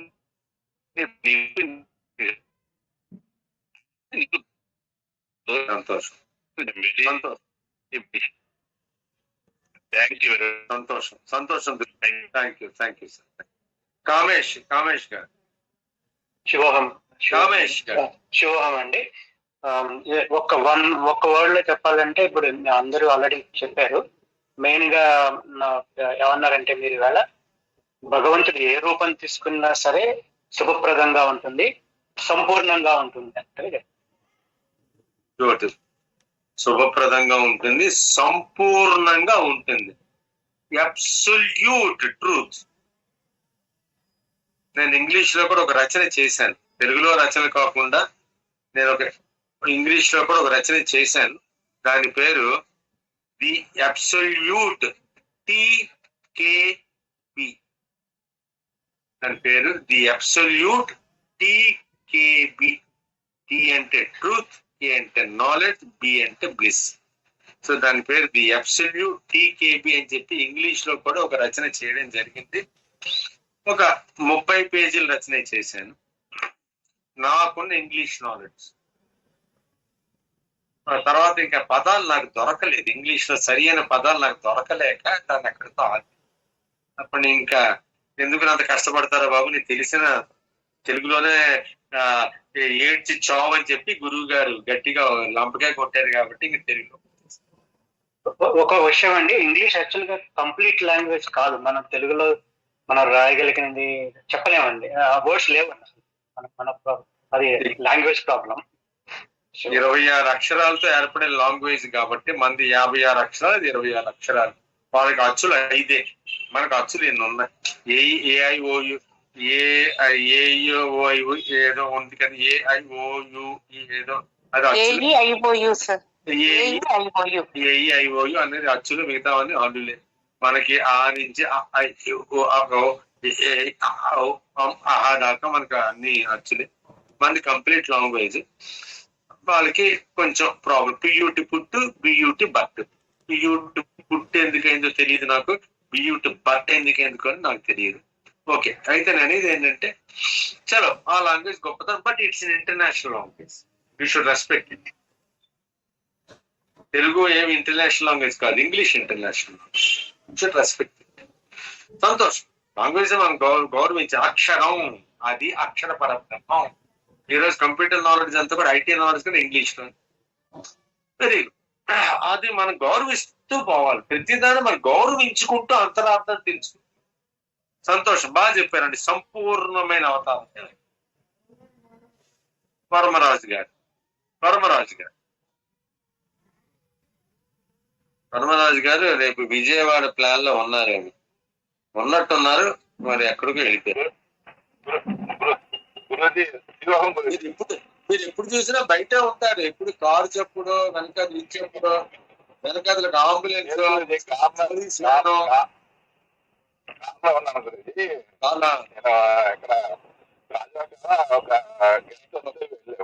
పర్వాలేదు.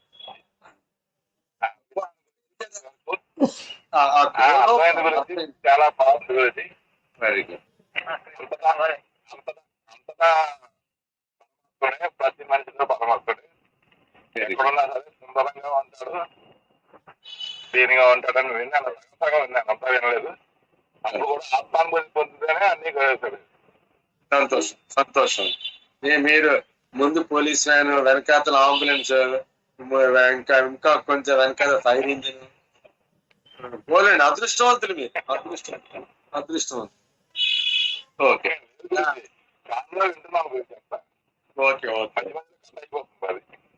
సరదా కన్నారు, సరదా. నరసింహాచార్యులు నందు.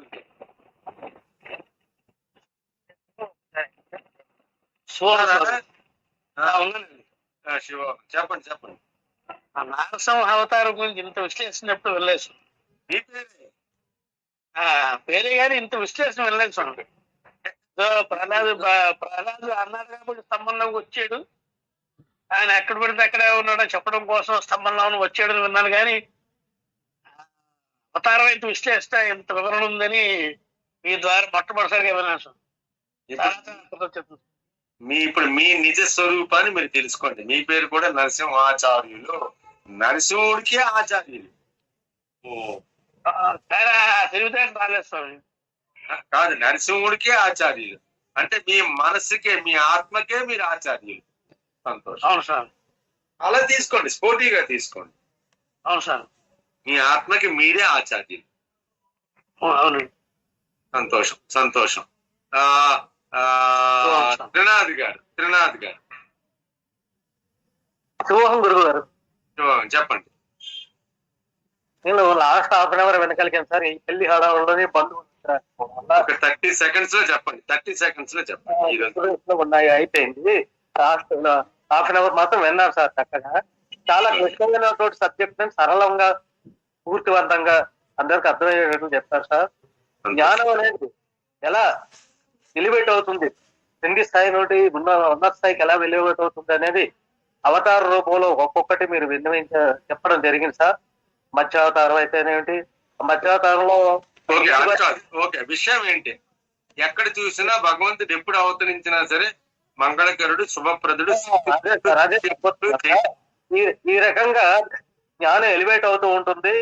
ఆ జ్ఞానం రాక్షసుల్లో ఉండేట రజనీకస్తులో ఉండేట రజో తమో గుణాలను అనర్చడానికి మొత్తం లక్ష్మీ నరసింహస్వామి దగ్గర మనం తెలుసుకున్నది ఏంటంటే, ఎంత మనం ఎత్తు వేస్తుంటే అంతకు పై ఎత్తులోనే జ్ఞానవంతమైనటువంటి జ్ఞానాన్ని ఆయన క్రియేట్ చేస్తుంటాడు. ఒక ఆడు కోరికలు, విపరీతమైన కోరికలకి విరుగుడుగా వాడు పగలు కాదు, రాత్రి కాదు. సంతోషం సంతోషం. ఓకే, అది ఏంటంటే ఏ ఎత్తు వేసినా సరే భగవంతుడు పై ఎత్తు వేస్తూ ఉంటాడు. ఇంత కాదు బయట కాదు అంటాడు. ఆయుధం ఉండకూడదు. ఇట్లాంటివి విపరీతమైన కోరికలకి జ్ఞానవంతంగా ఆలోచించి ఎక్కడ చంపాలి, ఏ టైంలో ఎలా చంపాలి, అవతల మనిషి జంతువు కాదు, మనిషి కాదు, ఒక కొత్త అవతారంలో మొత్తం మీద చంపడం అంటే ఇక్కడ మనం తెలుసుకోవచ్చు. మనం అజ్ఞానంలో ఉన్నాం కాబట్టి నరసింహస్వామి ద్వారా మనం తెలుసుకున్న జ్ఞానాన్ని ఎంతగా మనం సేకరిస్తుంటే ఆ పరమాత్మకు అంతగా మనం. సంతోషం, చాలా బాగా చెప్పారు, చాలా బాగా చెప్పారు. అనిత గారు అనిత అంచూరి గారు. అనిత గారు, మీరు వినరు, తర్వాత 100 ప్రశ్నలు అడుగుతారు. సంతోషం. విన్నాను గురూజీ. శివోహం. మరి అడిగాను, మేము 3 సార్లు పిలిచాను, కోర్టులో పిలిచినట్టు 3 సార్లు పిలిచాను. లేదు గురూజీ, వేరే ఫోన్ వచ్చింది అంతే, ఏం లేదు. విన్నాను గురూజీ, మొత్తం చాలా అంటే చాలా బాగుంది. నాకు బాగా అర్థమైంది కూడా. ఈరోజు ఇట్లా నరసింహుడి గురించి ఎవరు చెప్పలేదు. ప్రతి అవతారం కూడా చాలా గొప్పది, సుందరమైనది, అసలు జ్ఞానవంతమైనది. మనం ఇంకా సాధనే చేయాలి. నేను ఇంకేం లేదు తెలుసుకోవడానికి. సాధన చేస్తేనే ఉంది ఇంకా. సంతోషం. మీ ఆశీర్వాద బలంతో అది బాగా చెయ్యాలనే కోరుకుంటున్నాను. సంతోషం. శివోహం. శ్రవంతి గారు. శివోహం గురువు గారు. సార్, ఈ రోజు మీరు థర్డ్ శ్లోకం ఇంకా అద్భుతంగా ఉంది సార్ నిన్నటి కంటే. ఈ రోజు మీరు ఒక్కొక్క అవతారం గురించి, ఆయన భగవంతుని గురించి మీరు చెప్పడం, అందరి మనసుల్లో, ఇక్కడ మీట్లో ఉన్న అందరి మనసుల్లో కూడా భగవంతుడు ఈ విధంగా ఉంటాడా అన్న విధంగా అనుభూతి చెందిండ్రు సార్ అందరం. అందుకే ఎవరి నోట కూడా సరిగా మాట రావడం లేదు. నా లోపల రియాక్షన్ కూడా అట్లా అవుతుంది సార్ మీరు వర్ణిస్తుంటే భగవంతుని గురించి. సంతోషం, చాలా సంతోషం. త్వరలోనే ప్రిపేర్ అవ్వండి. మీరు ఎక్కడ ఉంటున్నారు? మన ఇక్కడ కదా, మహబూబ్ నగర్. అవును సార్. త్వరలోనే అక్కడ మీటింగ్ ఉంటుంది, ప్రిపేర్ అవ్వండి. సంతోషం. అలాగే సార్, థ్యాంక్ యూ సార్. విన్నారా? విన్నాను సార్, విన్నాను. ఏమన్నారు? మీటింగ్ ఉందన్నారు కదా సార్, హైదరాబాద్ లో. ఎక్కడ? మహబూబ్ నగర్ లో. సంతోషం, థ్యాంక్ యూ సార్. శివోహం.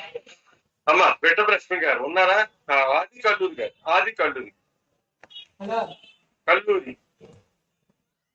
వెళ్ళిపోయారు.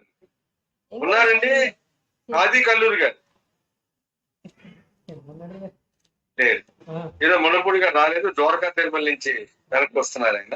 ఓకే, వెంకటలక్ష్మి గారు ఉన్నారా? లక్ష్మీ గురువు గారు ఉన్నాను. లక్ష్మి గారు. శివోహం శివోహం శివోహం శివోహం శివోహం. మొదటి నుంచి ఉన్నారు కదా. ఉన్నాను గురువు గారు ఉన్నాను. Very good. నాకు అర్థమైనంత వరకు 3 శ్లోకాలు అనుసంధానం చేసుకుంటే మీరే క్లోజ్ చేయాలి. సెషన్ మీరే క్లోజ్ చేయాలి. సరే గురుగారు.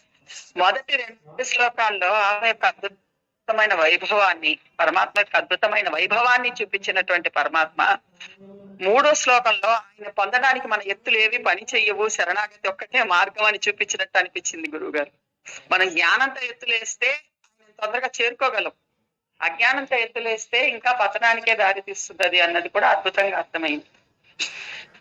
సో ఆ నరసింహ అవతారం యొక్క విశిష్టత కానీ, అసలు నరసింహే కాదు, దశావతారాలు ఇంకా కొరవ మీరు ఎప్పుడు చెప్తారా అని ఎదురు చూస్తూ ఉన్నాం మేమందరం కూడా. ఒక రకంగా ఆ దశావతారాల యొక్క ప్రాశస్త్యం కానీ, పరమాత్మ ఎందుకు ఎప్పుడు వస్తారన్నది కానీ, ఒక భక్తుడు ఒక జీవుడు పిలిస్తే ఆ జీవుడి కోసం పరమాత్మ ఎంత పరితపిస్తూ ఉంటాడన్నది కానీ, ప్లస్ అవతారం వరకే తెలుసు కానీ ఒక్కొక్క అవతారం వెనక ఉన్నటువంటి సుగుణాలు ఈరోజు అద్భుతంగా వర్ణించారు గురుగారు. మరి ఆ నరసింహ అవతారానికి మీరు అన్నట్టు శంకరుడు కూడా పిలిచాడు, లక్ష్మీ నరసింహ మమదేవి కరావలంబం అని ఎందుకు పిలిచాడు అంటే, మనకి ఇక్కడ ఒక రకంగా 2 రకాలుగా నాకు అర్థమైంది గురువు గారు. ఒకటేమంటే పరమాత్మని ఇంకోటి ఆయనకున్న సుగుణాలను గుర్తిరిగి పిలవడం. అది ఈ రోజు అద్భుతంగా అనిపించింది. ఆత్మకున్నటువంటి అద్భుతమైన సుగుణాలు, ధైర్యం గాని, ఒక స్థైర్యం గాని, ఒక ఐశ్వర్యం గాని అన్ని ఆయన దగ్గరే ఉన్నాయి. ఆ గుణాలను గుర్తెరిగి పెరగడం. అట్లాగే శ్రీమాన్, శ్రీమతి, స్త్రీ అన్న పదానికి ఉన్న అర్థం ఇవాళ చాలా చాలా కొత్త విషయాలు చాలా అద్భుతంగా తెలియజేశారు.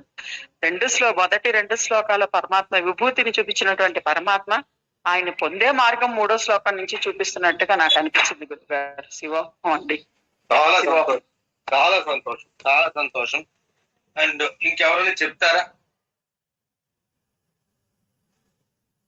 లేకపోతే మనం క్లోజ్ చేద్దాం. ఇంకెవరిని చెప్తారా? లంక స్వర్ణలత గారు క్లోజ్ చేసేయండి. స్వర్ణలత గారు. గురువు గారు ఇవాళ మీట్ లో లాస్ట్ లో వచ్చి విందామని వచ్చాను గురువు గారు. వాళ్ళ పెళ్లి పిలుపులకి వెళ్ళాం. అందరూ చెప్పిన దాన్ని బట్టి పరమాత్మ ఏ అవతారంలో వచ్చినా పూర్ణత్వంతో వస్తాడు. ఇందాక కామేష్ గారు చెప్పారు, ఏ అవతారం ఉన్నా ఆయన పరిపూర్ణుడు, జ్ఞానవంతుడు, శక్తివంతుడు, ధీమంతుడు, ఐశ్వర్యవంతుడు, ఇంకా అన్ని భగవత్ లక్షణాలన్నీ కూడా, తేజోవంతుడు, ప్రకాశవంతుడు, ఇన్ని లక్షణాలతో లక్ష్మి గారు చెప్పిన దాని కన్క్లూజన్ పరమాత్ముడికి శరణాగతి తప్ప మనం ఏ రకంగానూ పరమాత్మని ఇది చేరుకోవడం అనేది చాలా దుర్లభమైన విషయం. కేవలం శరణాగతి మాత్రమే పరమాత్మని చేరుకోగలిగిన ఏకైక మార్గం. సంతోషం, చాలా సంతోషం, చాలా బాగా గ్రహిస్తుంది. నాకు సంతోషం ఏంటంటే అందరి మిత్రులు కూడాను, అందుకే అందరిని అడుగుతున్నాను నేను, అందరి మిత్రులు కూడా బాగా క్యాచ్ చేస్తున్నారు. ఈ క్యాచ్ చేసిన విషయాలు మాత్రం మీరు సాధన చేయండి. సాధన చేస్తేనే దానివల్ల ఉపయోగం ఉంటుంది. సాధన చేయకపోతే భగవంతుడు అర్థం కాదు. ఆ సాధన కూడా జ్ఞానవంతంగా చెయ్యాలని చెప్పి మీ అందరినీ కూడా నేను చెప్తూ మళ్ళీ రేపు కలుసుకుందాం.